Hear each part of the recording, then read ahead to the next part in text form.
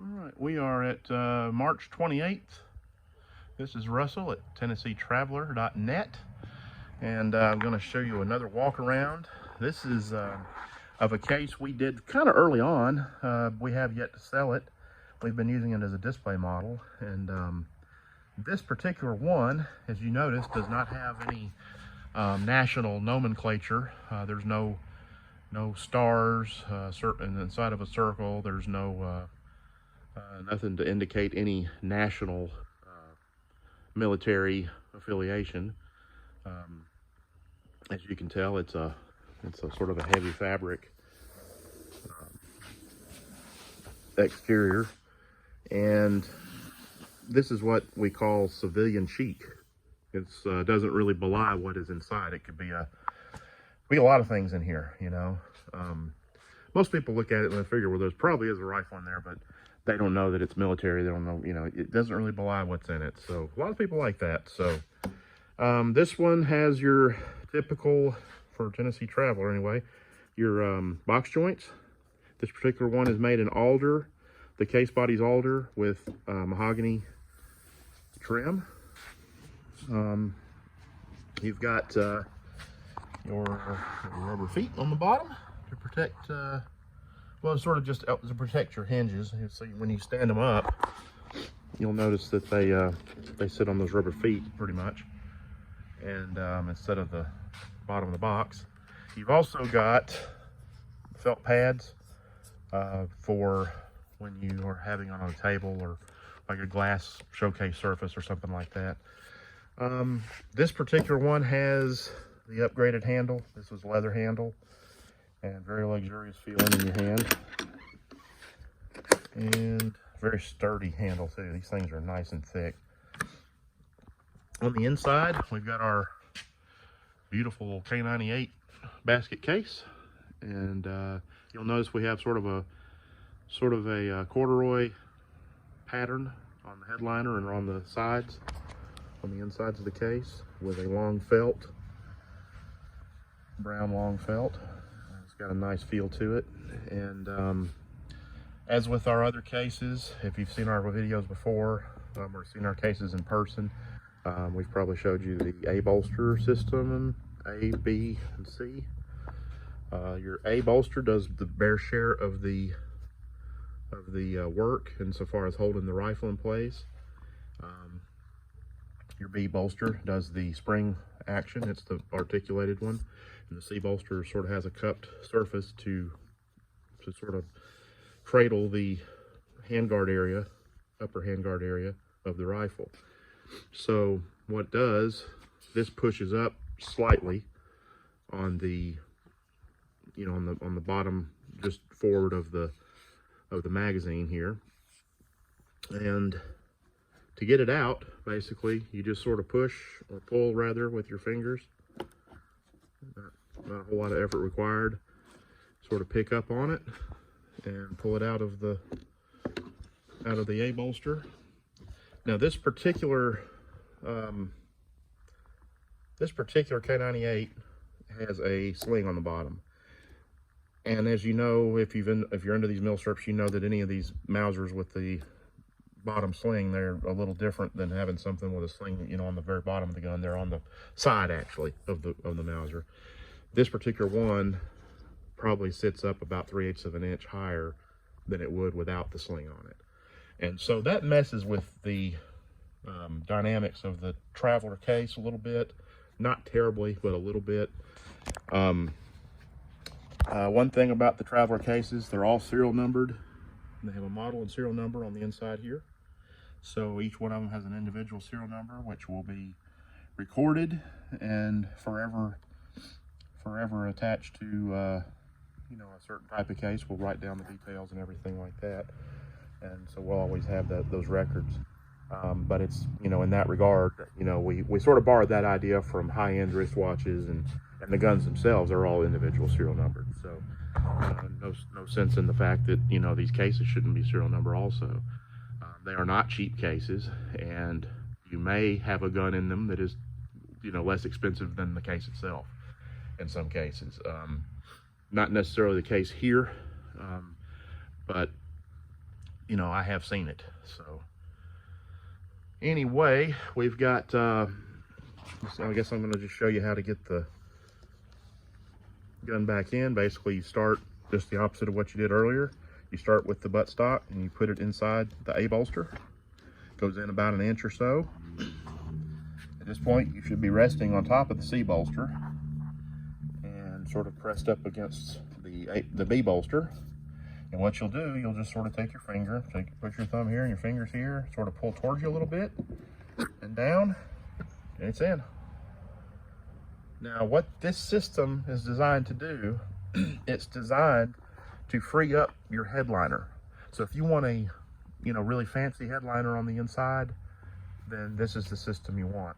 It's just more luxurious. It's you know, less obtrusive. We are working on a new system, a retention system that basically has an A bolster like that, and it doesn't have a B bolster at all, but it'll have sort of a clamshell type apparatus that comes down and meets with another apparatus down here, and it will secure the gun in place while you're towing it or while you're moving it. So we are working on that. That should bring the price down to a more of a budget-friendly level, I think, a little bit, but it will sort of intrude on the idea of a uncluttered headliner. So just keep that in mind. But that's pretty much it. We just got back from Louisville, the show of shows. It's the Ohio Valley Military Society show of shows. Big show. They said it was one of the most well attended yet, maybe the most well attended show. So it was good to see a lot of people there. I was able to find a few parts for this. One reason I did this video tonight was because I was actually able to get my K98 together once and for all. I'm only missing one part, and if I thought about it, I probably could have found it at that show. But I'll let you look at it real quick, and you could probably tell me what it is. Retainer screw.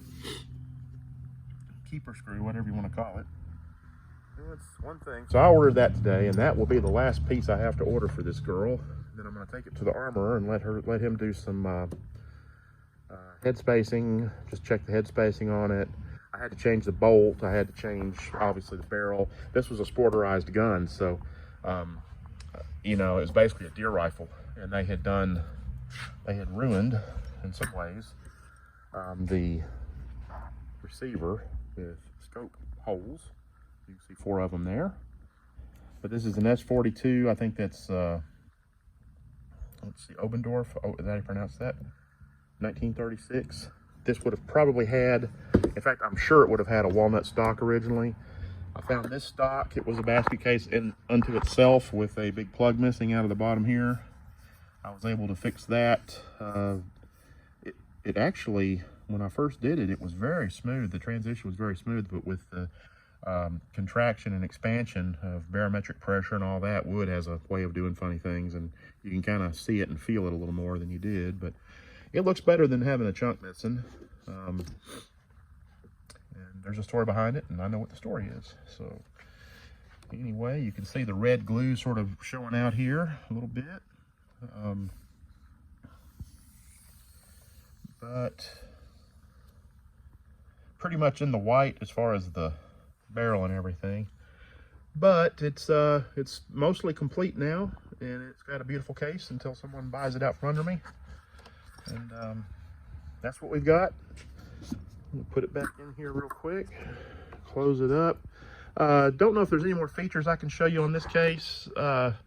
One thing, obviously you've probably already seen, but you've got your nylon keepers on the, these are just nylon webbing that sort of keep your lid, as a lid stay, I guess you'd call it. You've also got these pegs here, you may have noticed, and what they do, they correspond to a hole up here in the top of the case on both sides. And what they do, they prevent torsion. Like if you were to bump this, they sort of assist. You've already got a really beefy system of 3 hinges on the back, but they aid those, and they aid the rather large latches, sort of to just give it a little extra strength. That way, the hopefully protect the lid from twisting or torquing anyway. It sort of helps line them up too when it goes down.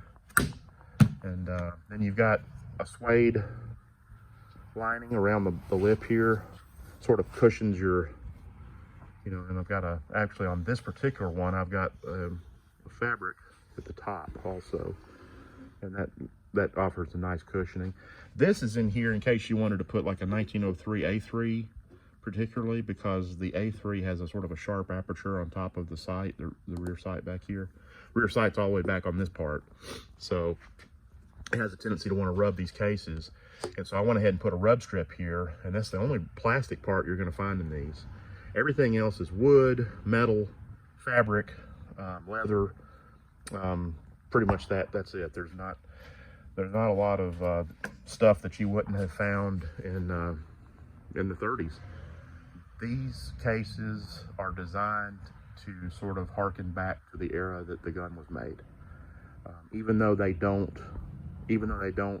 they're brand new, they still have that vintage look. I call it vintage. I call it historically appropriate. Not historically accurate or historically correct, but historically appropriate. It definitely looks the part. It's just got a nice sort of an understated elegance to it, and so they're nice to have for sure, and they make a beautiful presentation. If you are going to give a gun to someone, you're going to give Granddad's Mauser to to your son or something like that. It makes a stunning presentation. It really does. It really does. Some of these cases are more universal. This is called a U4608, 46-inch long, 8-inch width. And this box will hold the Mauser, the K98 Mauser anyway. Will not hold the Guerre, that's how you pronounce it, the G98. G98's about this long, so it won't hold that. It won't hold the 1917, I found that out. But it will hold the K98K. It will hold the 1903 Springfield design and the 1903 A3. And it will hold, let's see, the Arasaka Type 99. And there's probably some others that it will hold. It will not hold the Mosin. This 46 won't. I'm planning to make some that are longer for those, and I'm planning to make some that are shorter for more carbine type rifles. And I'm also going to be doing some for the trench guns and the riot guns and the cowboy action, lever action rifles that go back a little way further, and perhaps with some Western themes or something fun, you know. I also want to do a sort of a bare bones version of these boxes. Gonna do some things on them. I'm not ever going to cheapen them. I plan to never, ever, ever do anything to affect quality. But I may do some things that will save money for the buyer if they want something a little less, or a little more budget friendly. So there may be some things that, like the decoration, for instance, maybe you want to line it yourself. Maybe you want to, do the exterior fabric yourself, or perhaps you want to do a painted design. I've done some with painted designs, and they look great. I've done some a lot less elegant on the inside that still have a nice military utilitarian look. So anyway, we're going to be working on all that in the coming months, and go to TennesseeTraveler.net, email Tennessee Time or TNTime at Comcast.net. But TennesseeTraveler.net is the website, and that will get you to my webpage. You can look at some of the other ones we've done. Some of the early ones, some of the first ones we did, I'm not so crazy about, but we had to learn somehow. And anyway, yeah, you'll see quite a few on that webpage. There's contact information on that webpage also. So anyway, glad you came by to look. Leave some comments. Probably be doing some shows.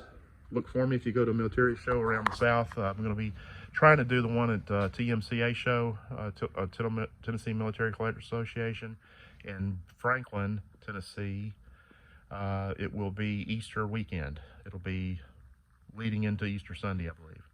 So look for me there. And I may be in Wilmington, Ohio in the coming months. Not sure yet, but I'm planning to do some more shows. So look for me there. Like I said, leave me some comments. Try to be nice if you can. Appreciate it. This is Russ signing out for Tennessee Traveler.